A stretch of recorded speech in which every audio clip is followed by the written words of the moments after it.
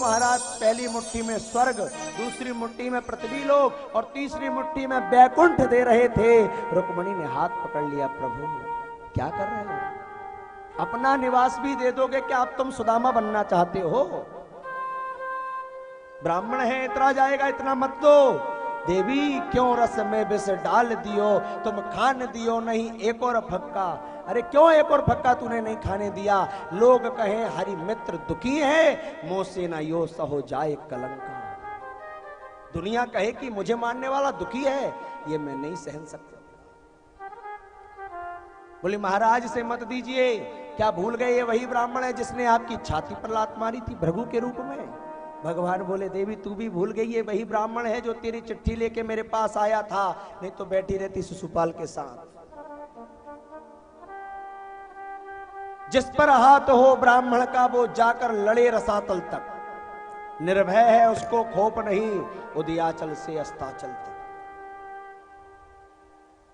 देवी विप्र प्रसादात धरणी धरो हम, विप्र प्रसादात यजितो जितो हम, विप्र प्रसादात लक्ष्मी बरो हम, विप्र प्रसादात मम नाम रामम मम नाम कृष्ण। मैं ब्राह्मण के प्रसाद से हूं, जो कुछ भी हूं सब कुछ दिया, प्रत्यक्ष में कुछ नहीं दिया, एक चवन्नी भी नहीं दी। अप्रत्यक्ष रूप से महाराज सुदामा जी जहां रहते थे वहां पर सुदामापुरी का निर्माण करवा दिया विश्वकर्मा के द्वारा। जैसी द्वारिका है वैसी सुदामापुरी बनाओ।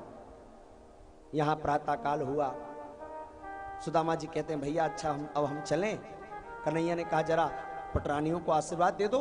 रुक्मणी आई, महाराज प्रणाम करती हूँ, खूब दो दो नहाओ, फूतो फलो श्री वर्चस्व आयुष्यम आरोग्यमा विधा, खूब आशीर्वाद दिया। बोले महाराज मैं जामवती से भी खूब आशीर्वाद। धीरे धीरे 100 आ गई, 100 को आशीर्वाद दिया, सुदामा जी का गला लग गया। सुदामा जी बोले भैया कितनी है? मेरा तो गला ही लग गया आशीर्वाद दे दे के। बोले अभी तो स्टार्ट हुई है, 16,108 है। सुदामा जी बोले फिर तो हमारी समाधि यहीं बनेगी। एक काम करो, सबको इकट्ठे बुला लो, हमें इकट्ठे ही खूब आशीर्वाद दे दो। सबको बुलाकर आशीर्वाद दिया। कन्हैया ने तो कहा कि प्रभु अब आप अपने वस्त्र पहनो, राजसी वस्त्र उतरवा लिए। सुदामा जी से कहा और बताओ कुछ चाहिए हो तो? बोलना ना महाराज खूब आशीर्वाद। वही अपने पूरे फटे पुराने वस्त्र पहन लिए, डंडा ले लिया, चलने लगे। बोले कोई कामना तो नहीं है सुदामा? ना ना महाराज आपके आशीर्वाद से सब है। मैंने उस दिन भी कहा था जो प्रभु से कुछ नहीं मांगता भगवान उसे इतना देते हैं कि वो कभी सोच नहीं सकता। और मांगता तो कितना मांगता सुदामा? 2 लोगों की संपदा मिल गई। भगवान ने कहा भाभी ने तो कुछ नहीं कहा। बोले हाँ तेरी भाभी ने कहा था कि 1 मास 2 पाख में 2 एकादशी होए, जो प्रभु दीन दयाल ने नित प्रतिदिन ही हुए, ये कहा था। बोले मेरा उत्तर भाभी को दे देना क्या कि होनी थी सो हो गई, अब नहीं ऐसी होए, और भाभी तेरे द्वार पर नित्य द्वादशी हो।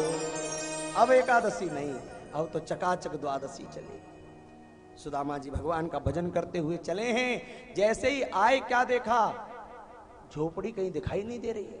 बहुत ढूंढा, किसी से पूछा भैया ये नगर कौन सा है? बोले ये तो महाराज सुदामा नगर है। सुदामा नगर ये कब बन गया? बोले महाराज यहाँ के राजा कौन है? बोले यहाँ के राजा श्री सुदामा जी हैं। अब सुदामा जी घबराए, कौन आ गया मुझसे पहले? ये सब लगता है कोई और सुदामा होगा। इतने में एक स्त्री आई है 16 श्रृंगार करके, बढ़िया सुंदर श्रृंगार करके आई, आकर के चरण छूने लगी। सुदामा जी 2 फुट पीछे हो गए। अरे देवी! बोले महाराज भाग क्यों रहे हो? बोले नहीं नहीं कौन हो तुम?